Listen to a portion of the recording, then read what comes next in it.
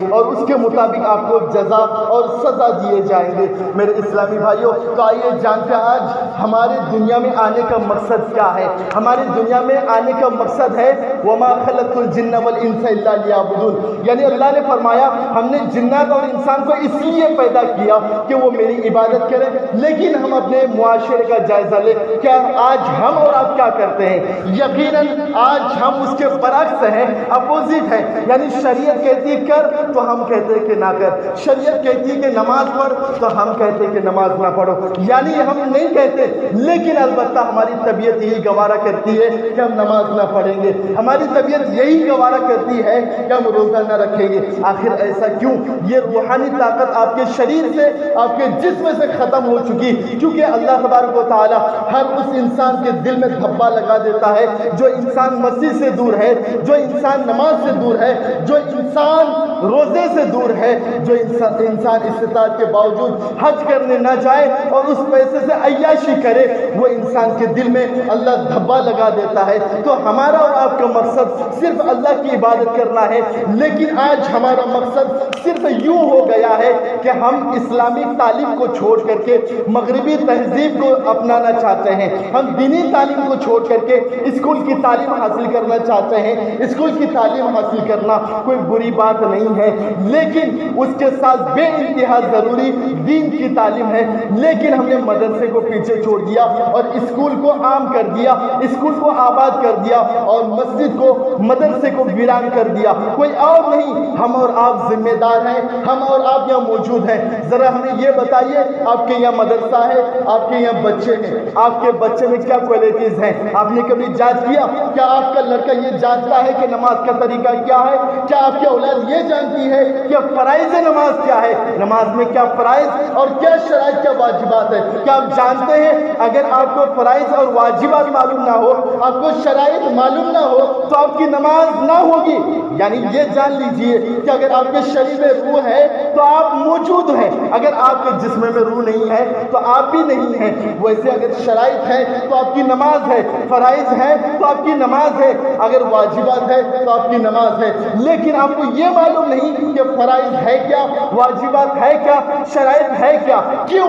اس کی سب سے بڑی ریزن یہ ہے کہ آپ نے دین کی تعلیم کی طرف اپنی توجہ نہ دی، دین کی تعلیم کی طرف آپ نے سہولت نہ دیا، آپ نے دین کی تعلیم کو پیچھے چھوڑ دیا اور اسکول کی تعلیم کو آپ نے سب سے زیادہ اہمیت دیا۔ اور اسکول کی تعلیم حاصل کرنے کے بعد آپ نے چاہا کہ میں کوئی نوکری کر لوں، لیکن میرے اسلامی بھائیوں آپ یہ بتا دو کتنے سارے لوگ یہاں آئے ہوں گے اور اس دنیا سے چلے گئے، اس دنیا میں آئے اور فنا ہو گئے، وہ مر گئے، لیکن ہمیں یہ بتا دو کہ انہوں نے کیا چھوڑ کے گیا؟ انہوں نے اپنے ساتھ جو انہوں نے اپنی زندگی میں کیا، جو دولتیں کمائی، وہ دولتیں اپنے قبر میں وہ لے کے گیا کیا؟ ہرگز نہیں۔ وہ اپنے ساتھ وہ دولتیں، وہ شہرتیں جو انہوں نے حاصل کیا تھا، وہ دولتیں اس دنیا میں چھوڑ گیا۔ اور کس کے لیے؟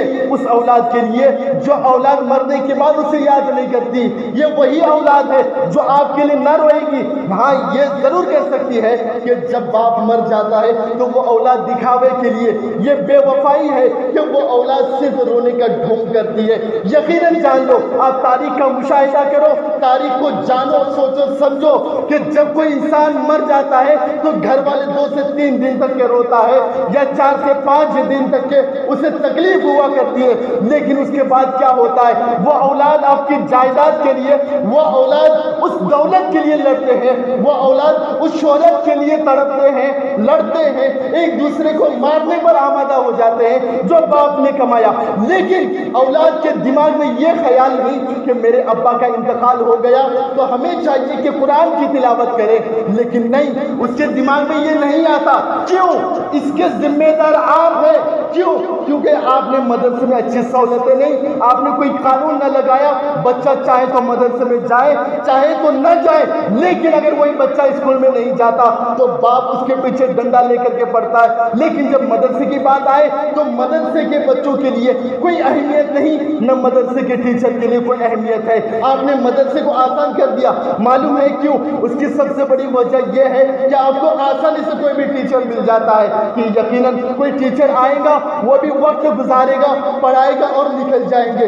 لیکن آپ نے کبھی یہ تصور کیا ہے کہ آپ کی یہ دولتیں، اگر پوری زندگی کی دولتیں آپ کی ایک طرف رکھ دی جائے اور آپ کے اعمال ایک طرف رکھ دیے جائیں، یعنی نیک اعمال آپ کے ایک طرف رکھ دے تو یقیناً یہ دولت کبھی وزن دار نہیں ہو سکتی ہے۔ تو یاد رکھو، آپ نے یہ ساری لاپرواہی کی اور اس بچے سے امید رکھتے ہیں کہ وہ بچہ میرے مرنے کے بعد قرآن کی تلاوت کرے، اور آپ نے جو اپنے بچوں کو دینی تعلیم نہیں دیا، اور آپ نے اچھا ظاہر کی کہ میرا بیٹا جو ہے، میری اولاد امام حسین جیسی ہونی چاہیے، میری اولاد غوث العظم جیسے ہونی چاہیے، میری اولاد امام احمد رضا جیسے اولاد ہونی چاہیے۔ تو یاد رکھو، بیٹے کو آپ نے اسکول میں پڑھایا، بیٹے کو آپ نے اسکول میں ڈانس کروایا، نچوایا، اس بیٹے کو پیسہ دے کر کے اسکول کے کہنے پر آپ کو جب کہا گیا کہ بچوں کے فنکشن ہے اور وہاں ڈانس کا پروگرام رکھا گیا ہے، تو جب بچہ پیسہ مانگتا ہے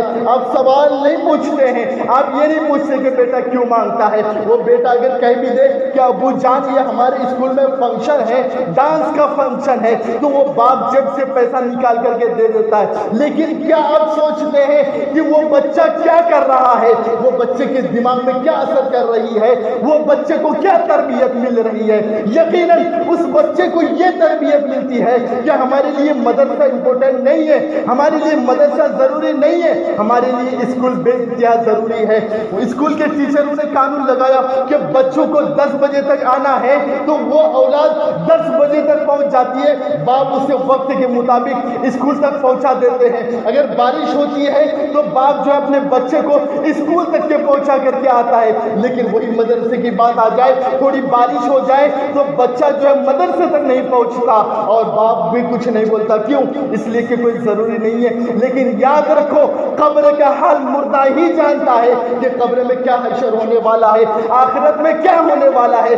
آپ نے جو کمایا تو اس پیسے کو آپ نے کہاں خرچ کیا؟ آپ کو اللہ نے اولادیں دی ہے تو اس اولاد کے حقوق آپ پر موجود ہیں کہ آپ نے اولاد کو کیا تعلیم دیا اور آپ کی اولاد نے کیا سیکھا۔ کیا آپ کی اولاد نے نماز پڑھی؟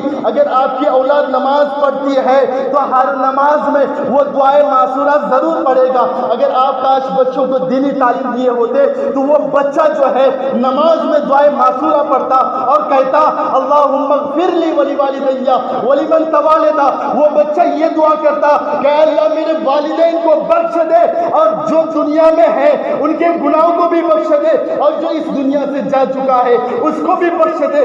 لیکن ہم نے بچوں کو تعلیم نہ دی اور ہم نے بچوں کو نماز نہ سکھایا۔ کیا اس بچے کی زبان سے کیا اللہ کا نام نکلے گا؟ آپ نے اس بچے کو امام حسین کی تربیت اور امام حسین کے طریقے اور امام حسین کے طرز آپ نے نہ سکھایا، اور اس بچے کو سکھایا اسکول پڑھنا سکھایا، مغربی تہذیب سکھایا، موبائل دکھایا، سنیما گھر آپ نے اس بچے کو بھیجا، گھر میں ٹی وی لگا دی، وہ بچہ ٹی وی دیکھتا رہ گیا۔ جب وہ بچہ ٹی وی دیکھتا ہے کیا وہ بچہ امام حسین جیسے بن سکتا ہے؟ ہرگز وہ بچہ امام حسین جیسے نہیں بن سکتا، یعنی امام حسین کے طرز جو ہے ان کی طرح وہ ان کے اندر وہ نہیں آ سکتی۔ کیوں؟ اس لیے کہ وہ بچہ جب پیدا ہوتا ہے تو ماں کا بھی کتنا برا حال ہے۔